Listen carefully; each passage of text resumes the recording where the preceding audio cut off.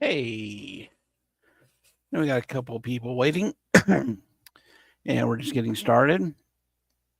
Tonight is it's the sixth episode of Canon Live, and again, I know. Whoop, I got I had a YouTube it on another screen. Hear my voice coming out two things. So uh, yeah, and still, six episodes in, I'm still learning how to do this. So that's cool. So just a couple things for those who'll probably catch us on replay. I know we only got one or two people here, and hopefully we'll get a few more. I get it. It's Monday night. Jerk and Gaines are on. They're two highly entertaining dudes, but they're on almost every night. So just give me this 1 hour, folks. As well, this episode 6. Some things are coming up. I have not announced who my guest for next month is going to be. I'm waiting on them to. We had to kind of wait until the 1st of July for them to verify whether they can make it or not.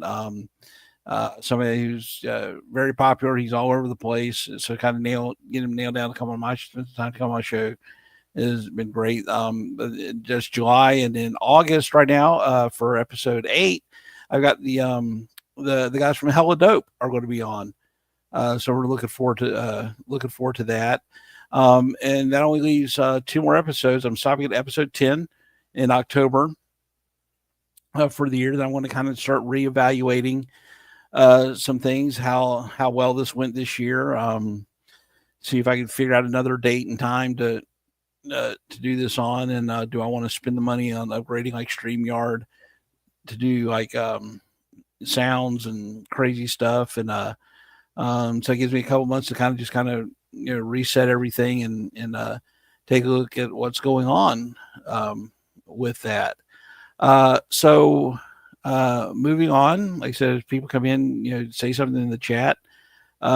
I'd like to bring on my guest. So this is one of these things, again, when I started this whole thing, I wanted to basically use this as a platform to, as we are on all these different streams. There was pretty much like every night I'm watching a different stream, almost. And, there's a lot of people that come into the chats and then or they're on the screen. And so I wanted to kind of start my own thing where some folks that I've either interacted with or just really like to listen to, that I just kind of wanted to just talk with them,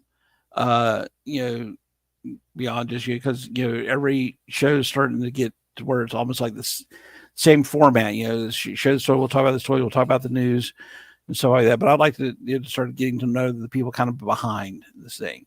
And so one of the things I noticed that in this space, especially with the chats, and especially as they get up there with high numbers of chats, you've got to depend upon moderators to really keep things in line. I mean, they're posting links and stuff. They're keeping an eye on things. Anybody that's trying to harass somebody or they're saying something that's off wrong. And so one of the ones that caught my eye was a guy I've seen across several chats is RoleKeeper. And so what I want to do, I'm going to bring him on and we're going to have a conversation. Then we'll see how this goes. Then we'll move on to other streams tonight. I know if you're popping here to catch on the replay. But we got some good stuff going. So without further ado, coming to the stage right now is RoleKeeper. You got your bring in the wrench of death. Yeah. So RoleKeeper, and we talked about this backstage. Dan, that's right. It's Dan, right? Yeah, Dan's fine. Yeah, Dan's fine. So welcome. I'm glad you agreed to come on. I'm trying to get a sponsorship, maybe one day soon. Oh, and welcome to the only show that I know that we don't do super chats here. And I've made a vow to keep this channel super chat free until I hit the bare minimum requirement on YouTube to monetize the channel. So so that's my promise to the one viewer I have online right now, and anyone that comes in. So let's go a little bit I just want to talk. So we're all here, and we all kind of found our way. Hey, Abby, you know, to this Hey, place. Ari. My. I tell folks out there my journey into all this began. I started with retro blasting because I Okay. wanted to learn how to uh, repair something, and then got into that. And then he did a thing on this uh, with this guy named Tony, this Okay. wild British guy from Australia. So I started watching his channel, and then Tony reviews this thing called Action Force, and then from there I hear about this thing called the 3POA, and then from there now it shows I've gone 3POA, Figure Fight Club. Uh, Figured out all these things to get me here. So how did you come into this little corner of the um Let me really think. It was either internet? I was either looking for something. I forget what it was, but there was a figure that was coming out that I wanted some information on before I pulled the trigger on whether or not I was going to get it, and it was Articulated Ninja. Okay. And I guess that's how I started, and then I found out about the 3POA, and then that exploded into all the other tertiary things that are kind of associated with 3POA. And then it's for a while it was like you said, I was watching, somebody was streaming practically every night of the week. Yeah. And I liked it because it's live entertainment. And even if the people are talking about something I'm not completely interested in, still it's the conversation, or it's the even it might be just the conversation in chat that is interesting, where all of us are just going back and forth over, we're not even paying attention about what the show is talking about. We're off on our own little tangent. I always like that when somebody when the chat's going off in its own direction and the host really isn't paying attention, but they bring somebody's chat up and it's like in mid conversation and they're all confused at what's going on. It's like, dude, that's 20 minutes ago. We've already covered that joke. Yeah. I'm sorry. No, so you kind of fell into this. So, so what do you normally collect? What's your, is there are you across the board with a bunch of stuff, or is there one thing in particular I'm across the board. It's like anything that I find remotely interesting or that I like, or hey, that's cool. And I like to, and as a kid, I started, I had Star Wars, I had the Fisher Price stuff, and then in the early 80s, G.I. Joe hit. Me and my older brother, we were the perfect age. I still remember going to the James Way in Woodbridge, New Jersey with my mother and my grandparents. And my grandfather bought me Flash and the flak Canon. Oh, yeah. And my brother got Rock and Roll and the Jetpack Jump little mini set. And from then on, up until when you quote unquote age out of toys, I was a G.I. Joe guy mostly. I mean, I had Transformers, I had everything else, but it was G.I. Joe was always my number one. And then when I found out about the comics, and then I was getting the G.I. Joe comics, which led to the X-Men comics. Yeah. Those were pretty much my mainstays as far as comic collecting went in the beginning. And then when I said, when I aged out of toys, I just moved on to collecting comics. Okay. So with X-Men, what era of X-Men did you enter into on the comics? It was the early Claremont Silvestri era. Okay. When it was when Magneto was leading the team. And Wolverine was just offing people left and right. I mean, he took out the 3 Hellfire Club guards. Yeah. Okay. So that was kind of interesting.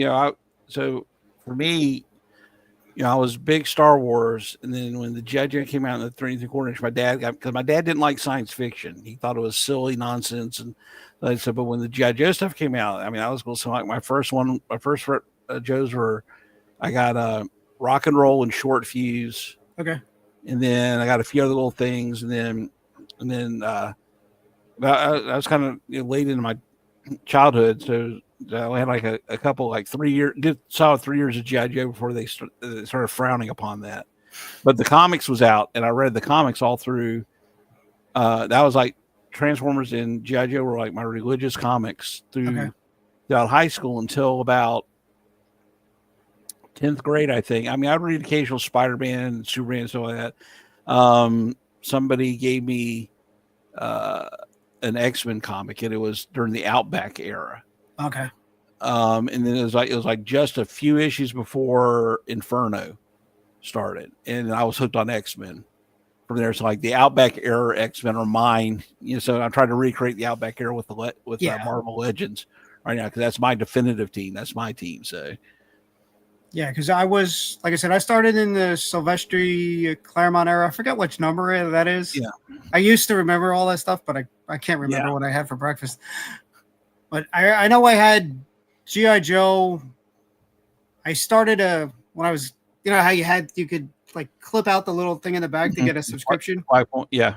So like I remember one year I used my birthday money and I got 2 subscriptions from Marvel. One was for the X-Men, the Uncanny X-Men, and the other was for G.I. Joe.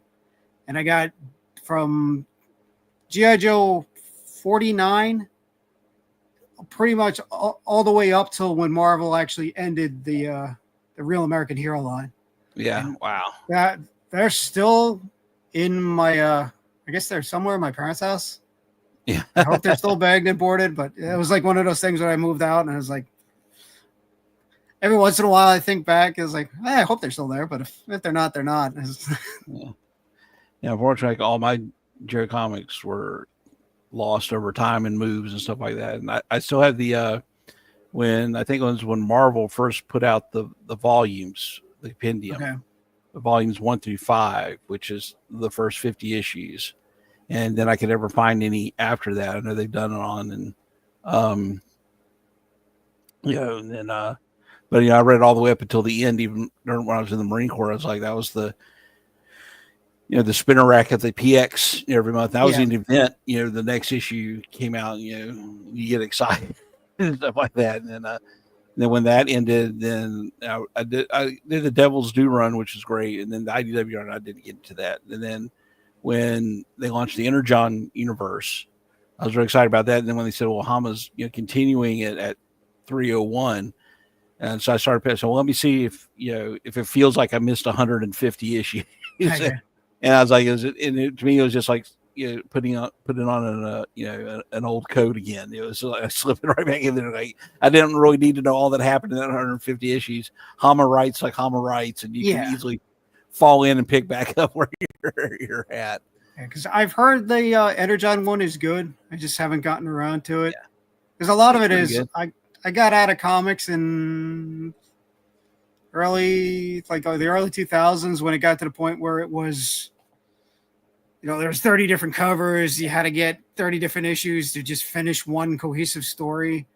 And it was at the start, it was always, at least for like Marvel, it was, you had the great artists and the great writers. And then like towards the end, when they had to meet a deadline, they brought in some schlup from the bullpen who's just not Jim Lee, who's just not, who's not even Rob Liefeld. Yeah. Well, you could tell towards the end of the run, that's what the artists were. It was all folks that were probably just starting out, and they didn't care about, because the book was a dying book as far as Marvel was concerned.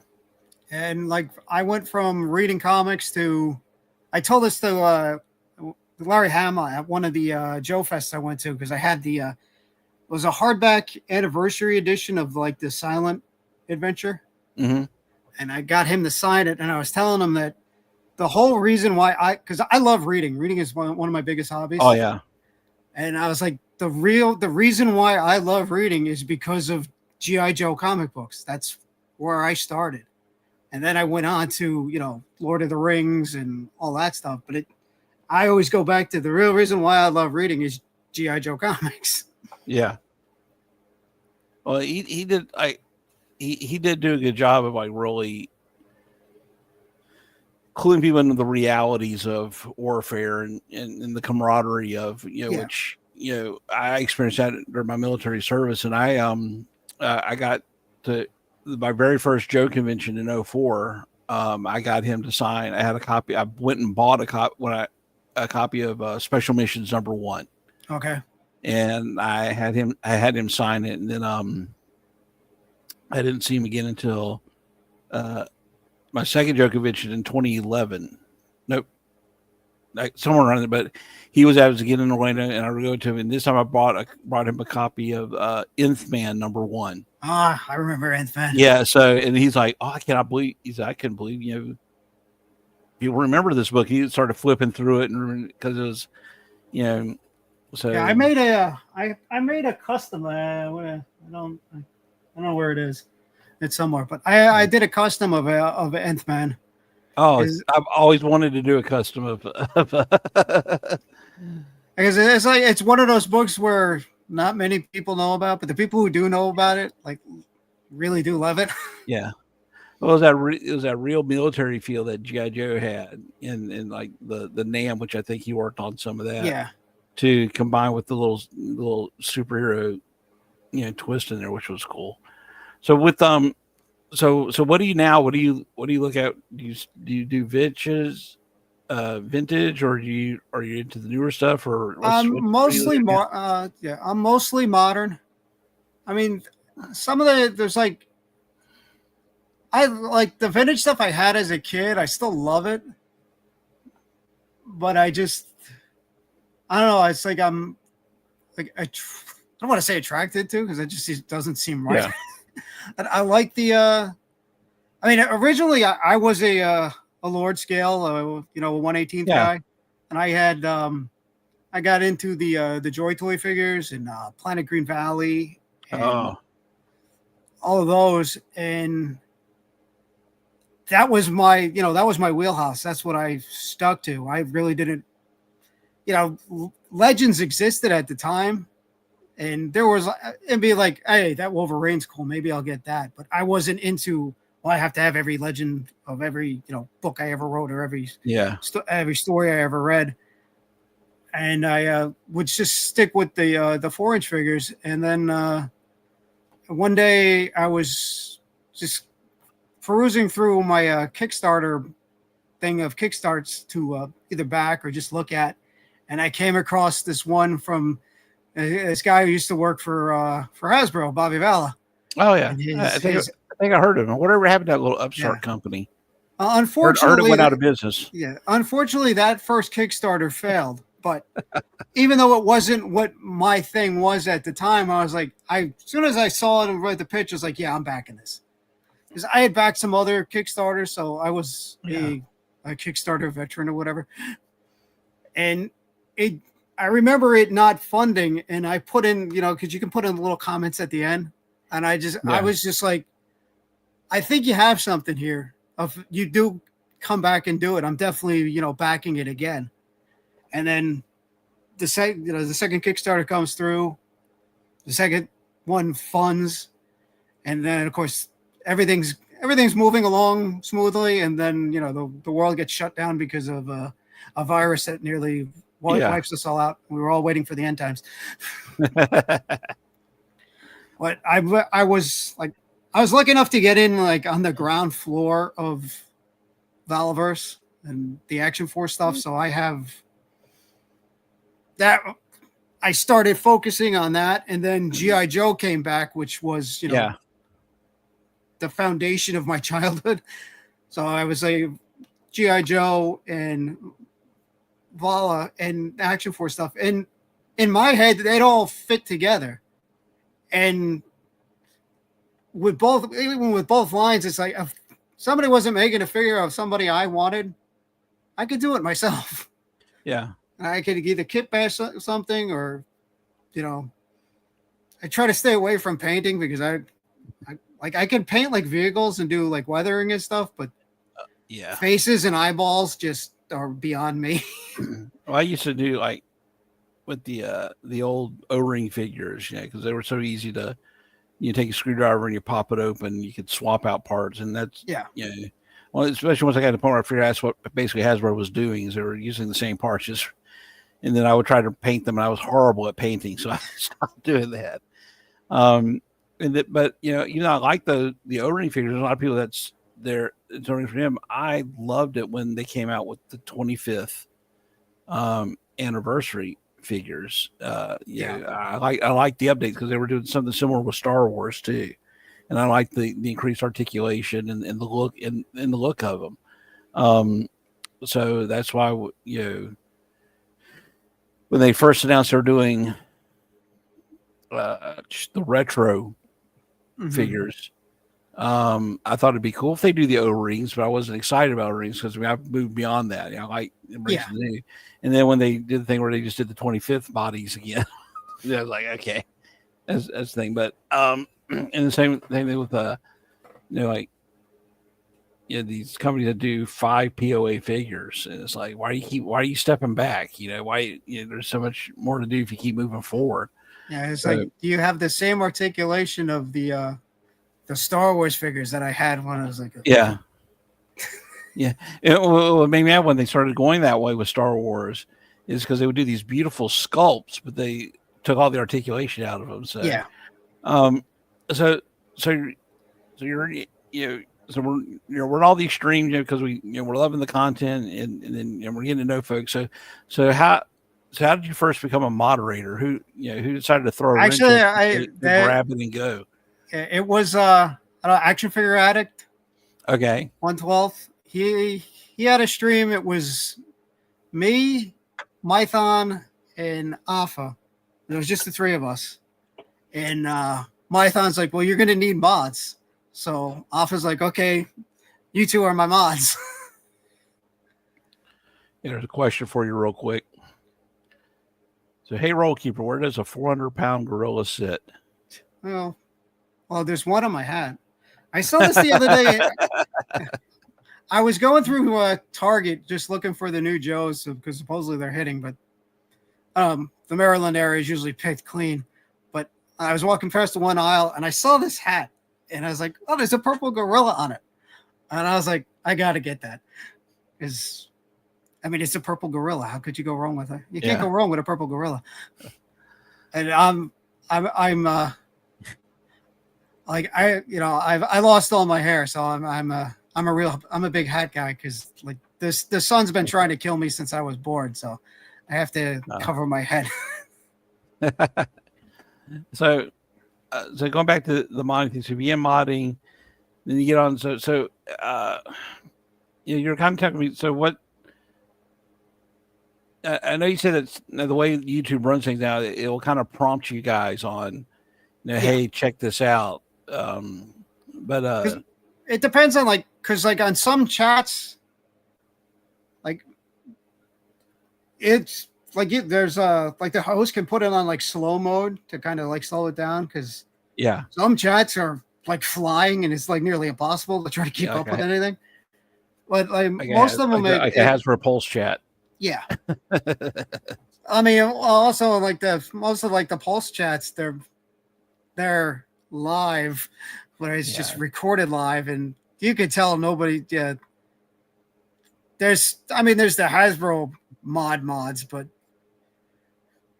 because you can tell that the hosts who are going there, they're completely oblivious to whatever the heck is going on in chat. Yeah. Oh, it is funny sometimes watching those chats because you'll see some of the 3POA hooligans doing some stuff, or some of the shills talking up Hasbro, or the other people talking down Hasbro, and it's funny when you could see a remark that's pretty, that was kind of mean towards Hasbro, and then look, it's gone. Yeah.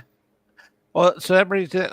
I've been on so many streams. I'm watching the chat, and there's somebody that, I'm like, I wish somebody just kicked this dude because it's really aggravating me, and it's and they're towing the line, and to me that's you get close to the line, and it's kind of, you might as well step over it, in my opinion, because you're trying to be that way. You're trying to have it both ways. You're trying to be a jerk, but you're trying to go, I'm not really. Yeah. Y'all have and I understand too that for some of you the stream, you guys have a chat of your own. Y'all talk about. Y'all, is there any rules? Does each host have its own rules they kind of set, or Or they I kind of mean, leave a up lot to all of the it crowd? depends on like the host, really. Like if they want a certain thing where it's like, it's I always go by the no politics rule, but some people say, yeah, I don't want any politics. If they start Yeah. going, whether it's whatever side, start flagging that, start timing those people out. And then sometimes it's just people they just don't get it, and you have to like send them like a private like a little DM or whatever. It's like, hey, pump the brakes a little. Yeah. But like I personally, I've lucked out where I haven't really had anything. People do anything really bad, or if somebody has done something, it's like the one or two times where it has happened. Scott Hughes has also been modding at the time, Yeah. and Scott's like the mod of mods. He knows Yeah. he knows everything. So like a lot of times it's like, all right, I'll defer to the senior person. I'll just I'll keep with posting the links for everybody else, and like you can handle the whenever anybody in chat is being rather dickish. Well, I But do like, notice like you guys are pretty on with the posting the links and stuff like that.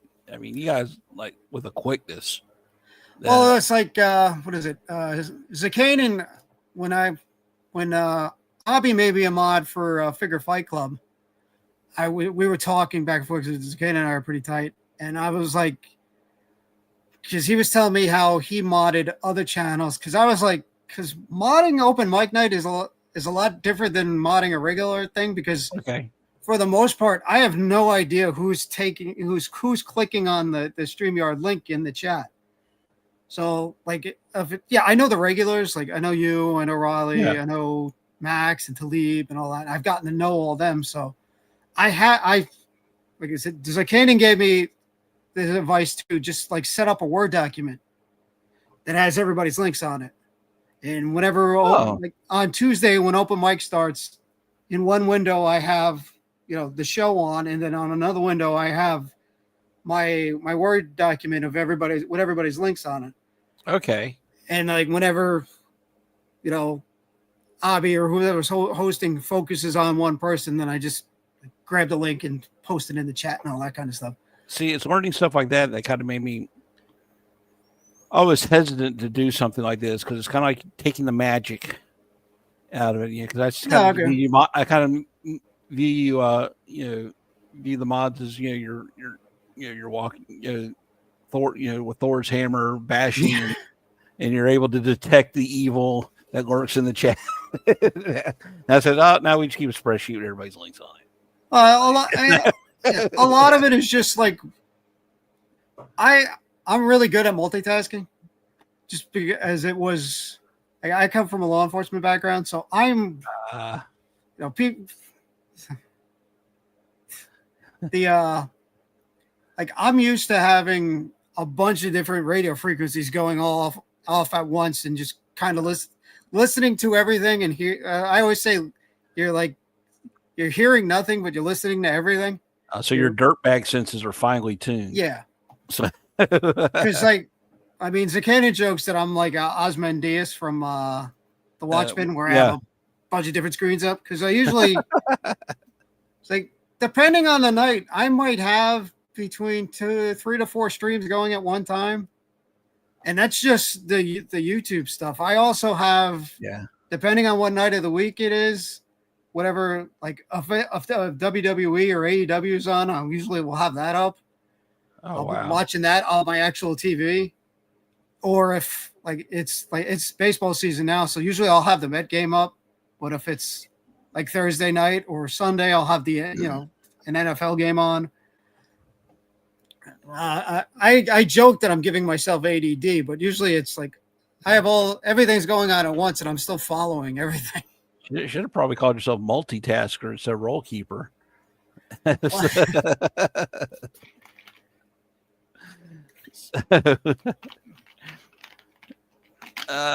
the bottle cap here. Hold on. That's fine. Has ever been a? I mean, we all get burnt out sometimes. Is there any time do you have like just too many things you're moderating on, or do you guys take turns. You can't be everywhere at every time. It's just kind of. Well, it's a lot of I can't. You can't be everywhere. And like a couple of months back, I decided to. I hit a fork in the road where, because I had been retired for a little over 2 years. Okay. And I was starting to get really bored. It's like when I left my job, I was really looking forward to it. Thank God I can do nothing.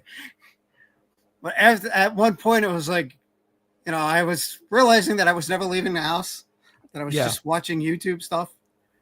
And at the time, Canon was telling me, well, maybe you should start streaming like everybody else. Yeah. And I toyed with the idea. I set up all my shelves behind me thinking, eventually I'll do it. And then one morning I woke up and instead of looking at how to like cameras and mics and the whole live stream setup, I went to Indeed and started looking at jobs. And I just decided to I just picked a job that was interesting enough that would keep me interested in going. Yeah. Because I tell the people I work with now, it's like, I'm not doing this for the money. I don't care what I'm getting paid. I'm doing this to get out of my house. Yeah. Because I was like, when I retired, a guy I went to the academy with, who became like the number 3 guy in my division, was telling a funny story how when we all first met at the academy, he was like, he was talking about me. He was like, there's this little guy who's only like 5'5", who likes to read comic books and talks about action figures all the time. And it's like, I don't think he's going to make it. And it turns out that I was like eventually I got the nickname Fuse. Okay. Everybody was afraid that one day I was just going to snap. Oh. But I became like, I wasn't like a closer, but I was like the fixer.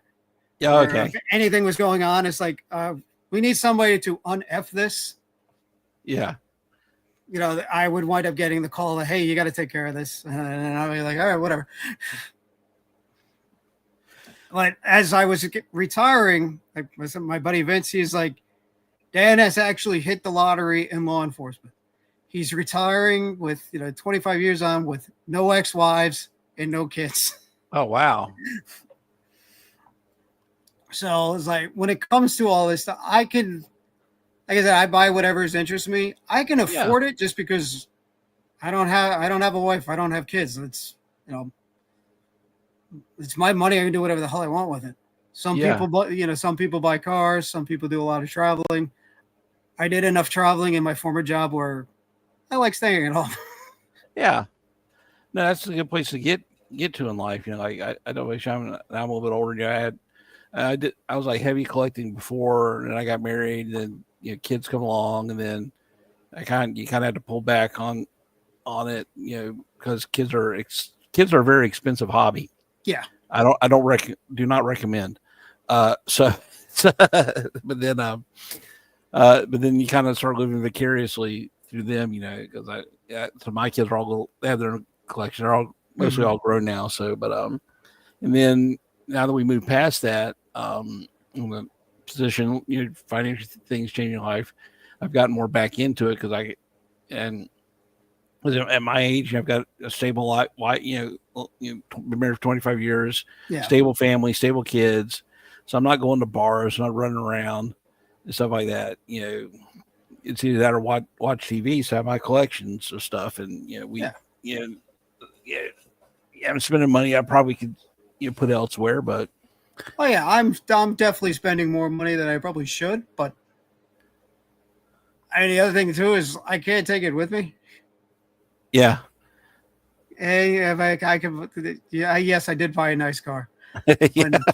My old car was my tranny blew on my. I had a Ford Focus. I had it for. My intent was to drive it till the wheels fell off, and oh yeah, the transmission blew before the wheels did. But one day as that was happening, I was like, all right, I got to get a new car. And in my head, I'm looking at all like the newer, cheaper cars. And then I was like, hey, it hit me where it's like, you know what? I can buy whatever I want. Yeah. So then I started looking at the more expensive cars, the cars that I always wanted. And I was like, all right, let me go just a tad practical. And then I was like, I found at my local Ford dealership, they had one of the cheaper versions of the Mustang, but it was still the color I wanted. Everything was perfect and it was on the lot. So I was like, I'm getting that. And I walked into the dealer, and the sales guy's like, so, how much do you want to put down? And do you want to talk financing? And I was like, no, I'm going to cut a check and I'm buying this thing. Yeah. Yeah. The Mustang, that's a cool car. So yeah, it's a fun car. It's speedy when it has to be. I mean, and it gets better. I mean, I'm getting better gas mileage than the one with the big V8. Yeah. But it's still not getting anywhere near the gas mileage I was getting in my Focus. But I'm also not driving into DC every day anymore. So I know people are going to hate me when I say this, but I kind of wish they would do some sort of modernized version of the old 5.0 style from the 8. Yeah, because I was grown up. There wasn't a muscle car. It was kind of a boxy little compact, but that was the Mustang that everybody already had. But Eco Boost. So yes, it's got the Eco Boost. So so Max is going to be in DFW. We kind of talked about it. So you said you are going to DFW, right? Yes, I am going to DFW. I need to know who's not going. So I might Saturday night just do an impromptu live stream with everybody who's left behind. Yeah, but everybody, but I'll probably have the same number of people watching that one as I have right now. 5. Hey, you got to thrive on the replay squad. I can't yeah. No, the replay squad helps because I can't watch everything, even though I have a bunch of different things going on at once. I really can't. It's like everybody's streaming now. Yeah. And I know there's some hosts who don't want to step on other people and all, and it's like, it's inevitable. Excuse me. It's going to happen. There's only so many hours of the day. And for some reason, there's the predominant number of us are all kind of like towards the East Coast. So we're all kind of on Eastern Standard. And then you got Laser Pants who's all the way out in Seattle or whatever. So he's 4 hours behind. And well, that's like I said, when I tried to find the time for me to do this, and it's got to fit into my schedule because this is I figured it's once a month. That's all I want to do because it's I just don't get how these guys can do it every week or every other day, like some of the frequency folks do. And I knew the date and time I picked, and I'm going up against a monster show. So so I'm not stepping on their toes at all. I know that. I mean, Jerking Games are really cool guys. I got to meet them at the Newburgh Toy Show. Yeah. And at what was it? Legion's Con? Yeah, Legion's Con. Yeah. So but then I know that's the they're all good guys. That's so I do pick up most of my views on the replay, unless I have like a super big name on it. Like I'm trying to. I've sent a message and he hasn't replied. I don't know if he checks that account, but my big hope is in October for my final show of the year, I can get Bobby. That's cool. That's my hope. And I know I'll probably that means my viewers will probably jump to about 10 when I do that. So that's good. So I'll be like, you're at Legion's Con? Yeah. That's the thing. That Legion's Con was the first time I met Abby, but he doesn't remember me. Oh, well, he rolls in there. I see him probably. I envision him rolling into a con, kind of like the old $1 million man Ted DiBiase with the diamond coat on, and or Ric Flair throwing the fur back when he walks in there, because everybody knows he's he's part man, part pimp. Yeah, Abby's a big deal. So yeah.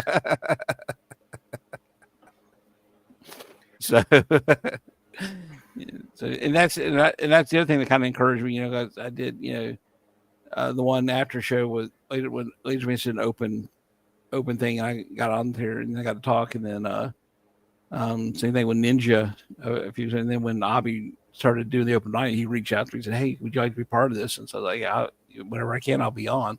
So yeah, Abby's he's a great guy. I can't say enough about him. But this guy, I don't know about this guy. So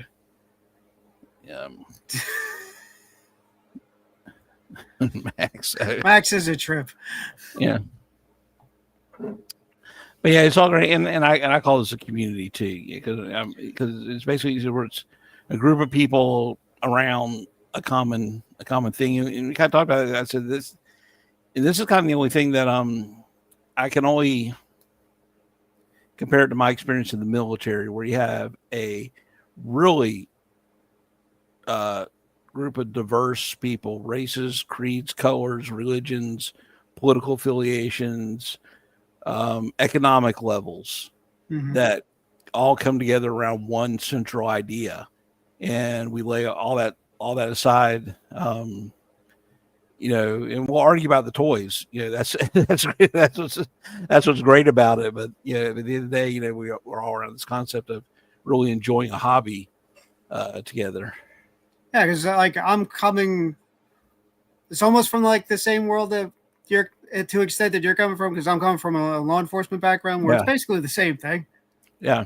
And then, there's a reason why a lot of veterans go into law enforcement or first responder work, is because it's that same tight knit camaraderie. And I know, Chad doesn't like the community word, but it's. I mean, when he gets into the group think mentality, I understand where he's coming from there. But also, it's I like with this diverse group of individuals from all these different backgrounds, and we all have this one thing in common where we can talk about it, we can bust each other's balls about it. Nobody really, I mean, to an extent, nobody, at least in our little circle, nobody really gets offended by it.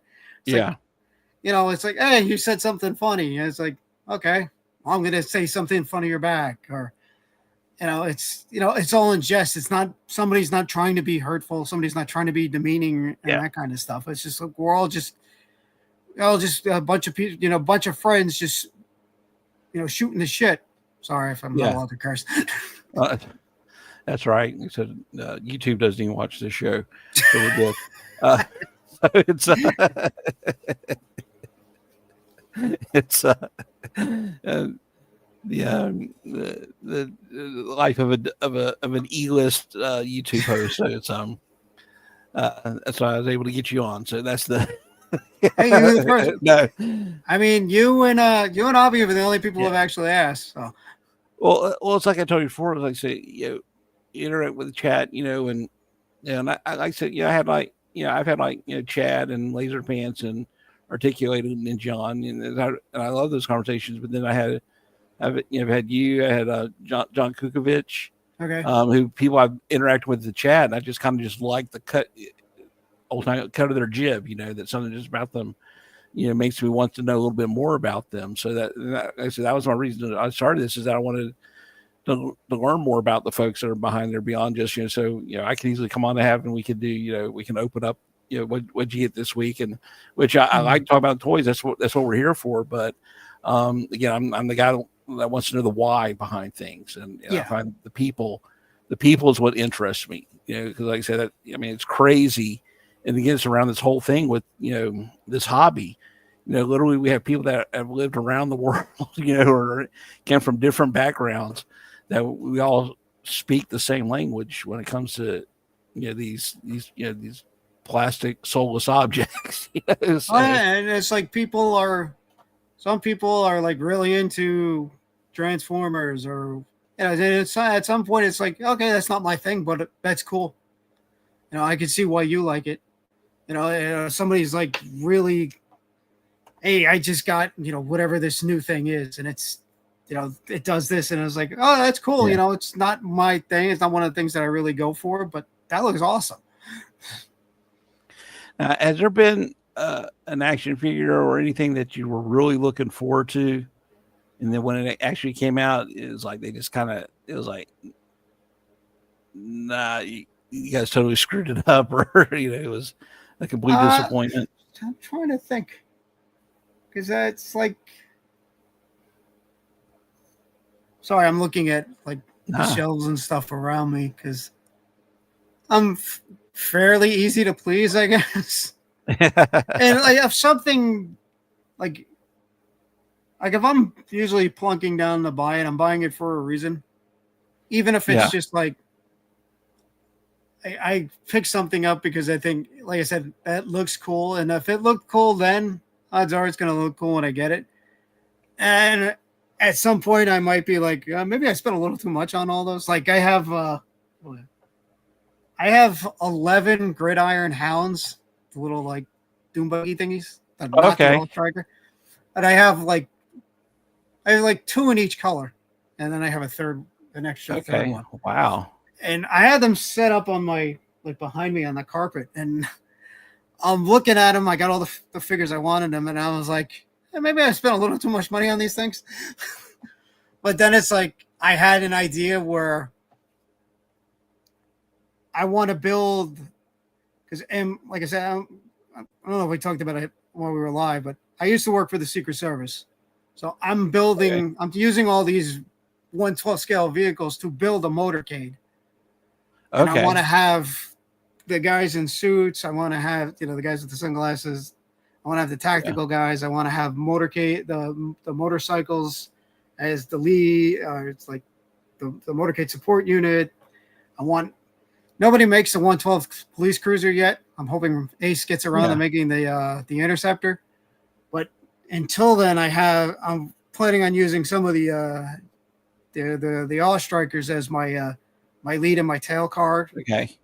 And I have two Vala Vanguards. I got one up behind me, just sitting there right now. Okay. But they're my since nobody makes a 112 scale limousine, those are my, and Yeah. it's the Rizvani is an armored luxury vehicle. Yeah. Well, as soon as Bobby showed it, was like, that's my limo. That's my, I just have to So figure out a way to mount the little flags on the front. yeah. So I was able to get. I mean, wait a minute. I got two of the Vanguards. One Okay. I bought like right when they came available for sale. That was like, I don't normally pre-order things, and especially if I'm having to give the money up front. Mm-hmm.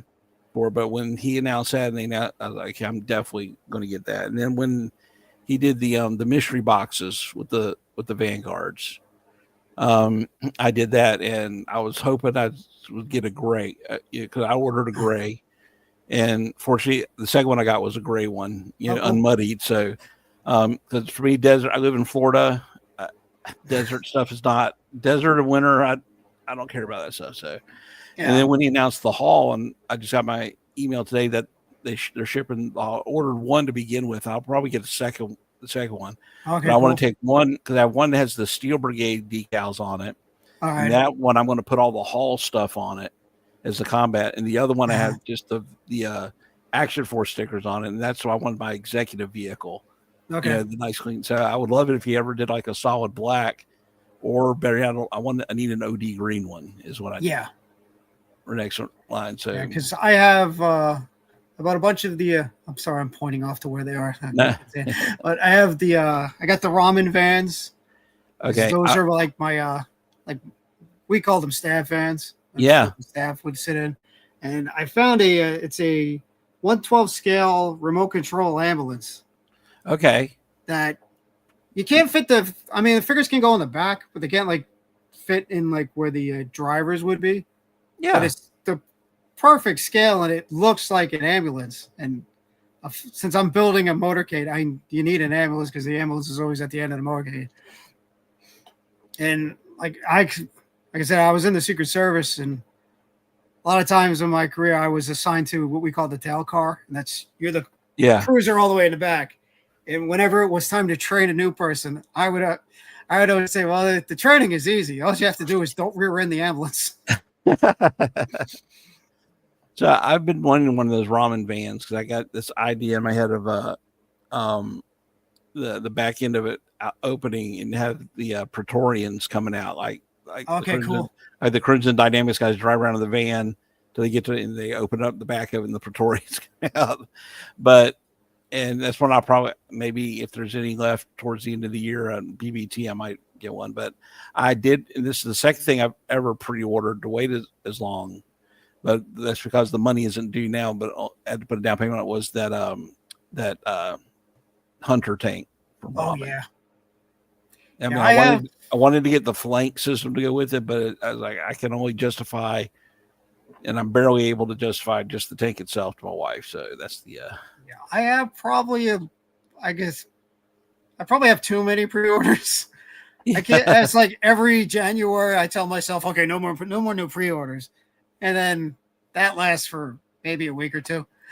I'm trying to cut back, not get so much like, because I like customizing. So usually if I see something, it's like, hey, that's, I have a slight idea for that. That might be a good, piece of fodder for something else.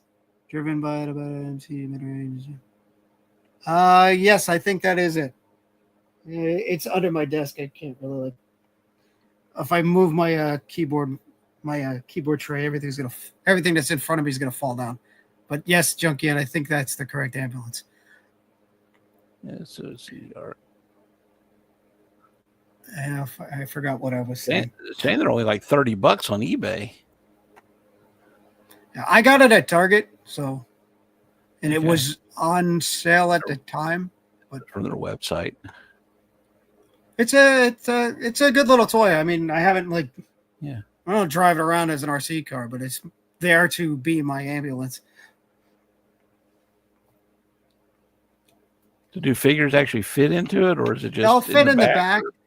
They'll fit in the back part, but the spot where the drivers would go. Oh, you have to dribble out the wheel wells. I mean, you could probably take it apart and do some modding. But that goes. I mean, I've seen people do stuff like that, and that skill set is just well beyond. Yeah, I'm comfortable. I've tried to do that with vehicles before, where I see one and hey, this is cool, and then I would go to try to break it down, and it's just I don't know how I'm going to put this back together, or I've broken it down and I can't get it back together, or just or you have to break something on it and cut it. It's like we start doing that, then it gets out of my hand, and with that, so now figures I'll pop and swap. A figure, all day long, because it doesn't require. Because with the figures, that's part of the fun is seeing what works with what.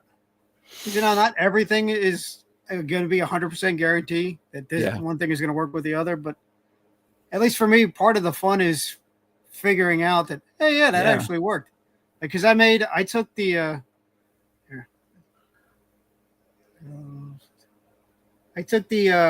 it's the Crazy Figure Buck. Okay. Because I had got the Bro Toys version of. I love Resident Evil. It's one of my favorite games. Yeah. And I had the Bro Toys version of Jill Valentine and Claire Renfeld, but they're shorter than I guess they're true 1/12. And they're shorter than all my other 12-inch figures, and in my head you can kind of fudge it okay, well, maybe Jill's 5'2". Yeah, but I got the one of the Crazy Figure bodies, and I was just screwing around with it, and then at first I was just gonna make my own kit bash of using one of the heads from one of the Indiana Jones figures, and I got the the tank top, and I was just playing around with the Bro Toy one, and I was taking the gear off of it and putting it on the Crazy Figure body, and it's all this, snaps on easily. And I had taken the head off the one figure just so I could get the little necklace off to put it on the other buck, and I was looking at the neck peg in the hole, and I was like, this might actually just fit on. Okay. And I popped it on, and I was like, okay, so at least the Bro Toys head looks a little more like Jill than the one head I was going to use, and it was like it was a happy accident where everything came together, and I'm happy with the custom that I've come up with. Okay. And until Capcom decides to give the license to somebody, I don't care if it's it's like Capcom doesn't want to make money off of the Resident Evil franchise except for the games. Because I want, I want all the main focus characters. I want Leon, I want Chris, I want Jill, I want Eda, I want all them. But also, I'll buy an army of zombies because they have to fight an army of zombies. Well, that's the thing. They'll always, folks will get the figure license and they'll do one or two, or they'll do, if they do any more than that, then it's usually across the different games instead of just giving us you give us all Resident Evil, and then give us all, then you go and add the ones you added in 2, and then and then of course they go back and forth with prequels and sidequels, and because I'm silently always hoping that maybe Bobby will get the rights to Resident Evil, but even then it's like if it's Bandai or any of the other third party, I'm like if it's second party, third party, major party, even if it was Hasbro, I don't care. I just want Resident Evil figures. That thing, everybody's always, you'll see in the chat a lot, especially when Bobby's on, they'll be talking about, he starts talking about licensing, and everybody's like, get this license. I'm like going, don't get any license. There's still a lot of gold to mine in the Valaverse. Don't, otherwise you wind up like Super 7 and you have 500 licenses and you can't do it. Just focus on what you got. I mean, I'm like for DFW, I'm looking forward to seeing everybody again. It's we're getting the band back together. But I also, I'm looking forward to the Bobby's panel. So this is going from Junkie on because like I said, I collect everything. I have a bunch of I was a 1/18th guy, and I still have some of my stuff. Most of this stuff I do have, with the exception of my Warhammer stuff is in totes because I just don't have it set up anymore. I do have some stuff down in my basement of where pretty much where all my 1/18 stuff is, because I got a bunch of I think they're either 1/16th or 1/18th, but they're remote control tanks. Yeah. And it's I mean, I'm fascinated by the Second World War, so I had, and German armor is, they were the best tanks of the time.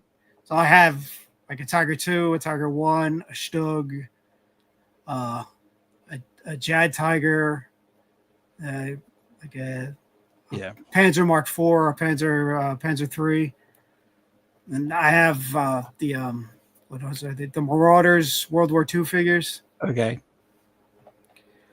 And so it's like I said, I collect whatever I'm interested in, and if it looks cool, odds are.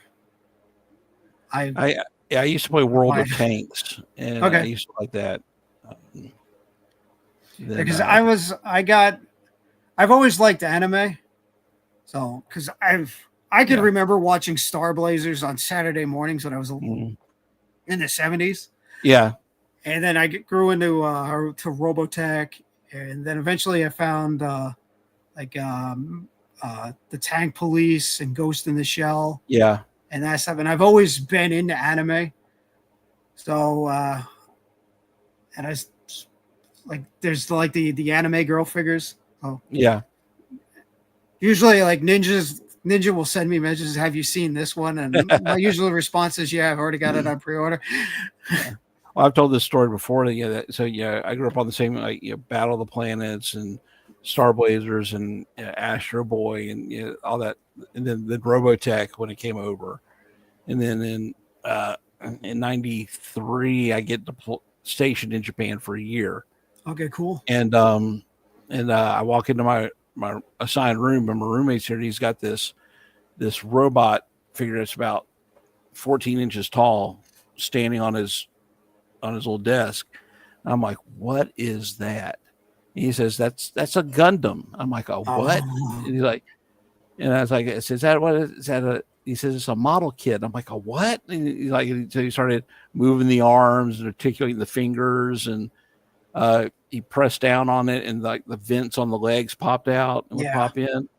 And then for the next year, I was all ate up with and then like right outside, a few blocks down from the base was a toy store, and it was just like, oh my god, this is like absolute heaven. Yeah, for a while I was into the I was building Gundam kits, and was getting all the sprues and stuff was getting overwhelming. Yeah, I scaled back a little and just focused on other things. I still buy kits occasionally. I just pre-ordered the there's the new series on I think it's either Netflix or Amazon. But they have it's the Zaku, but it's like the military police version of a Zaku. Oh, okay. So as soon as I saw hey, there's a cop version of the Zaku, I was like, I gotta get that. So I don't know. Have you ever heard of it was a show called Pat Labor? Yeah. So I really got into that one when I was in Japan, because it was the police robots, and they would that was a great series. Yeah, it was like in the world, it was like mainly these mechs were used for construction, and so it was a special unit for people that would like hijack them and commit crimes using the construction. Yeah. Just when they had the one that had a revolver, and the shells would come, and then you had to get, and the pilot would have to jump out and go and with these shells, and then they had the SWAT version with the shotgun, and I was like, oh, this is cool. Yeah, because I still like anime, and usually have some my younger brother, he's into it too, so occasionally he'll recommend stuff to me, because I had no idea that there's 2 new Gundam series that were out. Yeah, I'm watching the newer one that's on, like I think it's on Amazon, where they had the cop Zaku, and I just finished the I think it's Requiem for Vengeance. Okay. Something. It's on Netflix, but it's from the point of view of a Xeon squad of mobile suit pilots. Yeah, they kind of get wiped out by this Gundam that just comes out of nowhere, and then it's the whole series of basically, it's like the waning days of the 1 year war, where the Xeon forces are kind of like abandoning Earth. So my favorite series for the original during the Universal Century, was the 08th MS. Yes, I love that. So I love that because it's all the ground in the jungle. But then my all-time favorite series was G Gundam, the fight, the fighting Gundams, that were but it's a OG. Bubblegum Crisis, Junkion. Yeah, that I even like when they finally did an updated series, or basically retold Bubblegum, probably about updated it 8 years ago. And then the AD Police and the AD Police Files spinoff. Well, there's the what is it? I think it's the original Bubblegum Crisis, but they probably redid it when they did it again as an OVA. But it's Pris and the Replicants are doing that one song. Tonight's gonna be a hurricane. Oh yeah, I love that song. It's got the perfect Blade Runner vibe, and she's doing, it's like a cross between like Blade Runner and Streets of Fire. Just that one opening scene. And like one of my favorite animes that really doesn't have a lot of toys or figures, but is Girls in Panzer. Yeah, and I just love watching these tiny little high school girls just driving around in these giant tanks, just shooting and blowing stuff up and destroying buildings, and it's all fun. No one really gets hurt. Nobody dies. It's just like school competition, but they're using tanks. Yeah, so I was looking up real quick. So I remember seeing the original Bubblegum Crisis, but then I like when they did the reboot series, Bubblegum Crisis Tokyo 2040, which they basically retold the story, but it updated animation and songs and kind of straightened out some of the storyline a little bit. So, well, Dan, listen, it's a little bit after 10, and I know you probably wanted to catch the other show that's premiering tonight. I gotta catch that, with Blockies Blockies collects 1980. Oh no, it's Talib collects. Yeah, I bought my first Blocky, or I pre-ordered my first Blockies the other night, and I saw that the sound waves coming out. That he actually comes with the cassettes that are, I think it's Laserbeak and I want to say Rumble, and I think Ratbat and Ravage Baby. Yeah, it was like Soundwave was always one of my favorite characters as a kid. So, oh yeah, that was my favorite. He was my favorite Decepticon, and Prowl was my favorite Autobot. I'm hoping I'm not getting back into the Transformers rabbit hole, because I was into it for a while, but then I was like, this is getting it's getting way, because it's what at least like with Transformers, there's the regular Hasbro stuff, then there's the Takara Tomy stuff, and the Bandai stuff. And then there's all the third-party companies that are. It's like it was just starting to get overwhelming. Well, I wasn't really heavy into Transformers because they were the more expensive figures, and so they didn't mesh with Joe. But I always kept up with it, and like when Beast Wars came out, I was on my own, I had disposable income, so I got into that. But my oldest son is a big Transformers fan, and he's got a massive collection. So I kind of live vicariously through him. And I have a few of my own that I thought were really interesting. So the Blockies is kind of, I think it's cool. It's caught on, and I think they said it started with like Pokemon first, and then I think they have Pokemon. There's a bunch of different ones. Then they got into, so if they come up with something that really interests me, I might get into it. So far I've been able to resist I like Transformers to actually transform. Yeah, I have a couple of Masterpiece ones that I kept, like, well, it's behind me. I have the Masterpiece Soundwave. Yeah. Well, like I said, Soundwave's always been one of my favorite Decepticons. So whenever I see that one, it's like, I got to pick that up. That's because he was actually loyal. That's in a group of. He was loyal, and he was loyal, and he was competent. He could get his job done. So with that, again, Dan, thank you so much for being on tonight. And I hope I've enjoyed this. Oh, thanks for having me. Yeah, I getting to know you a little bit more. So remember, if I do something wrong in a chat, just kind of take this into account. Before you ban me. I'll send you a DM first. I appreciate that. And then for the two people that are still watching, and the two people that are thinking, I know I'll catch everybody on the replay squad. That's where it is. So with that, just again, going out next month. Like I said, hopefully I'll be able to confirm my guest. If not, I'll have to find somebody somebody else. So I'll be announcing my July guest soon. In August is going to be Aaron and Ted from Hella Dope Toys. Cool guys. I'm going to have them come on and talk about some stuff, and then I'll have to try to figure out these last two spots for the year, and then I'll see if I want to revamp this and come back for season 2 in January. But if I don't, I've enjoyed this time, and thank you for being on. So if I hope everybody hit the like button. If you're watching on the replay, please you do the same thing and share this. And you got anything before? Well, like I said, like, comment, and subscribe. Check out Figure Fight Club tomorrow, open mic night. Yeah, Johnny, if you just shoot me a message or something to remind me, I would love to do that. I appreciate that.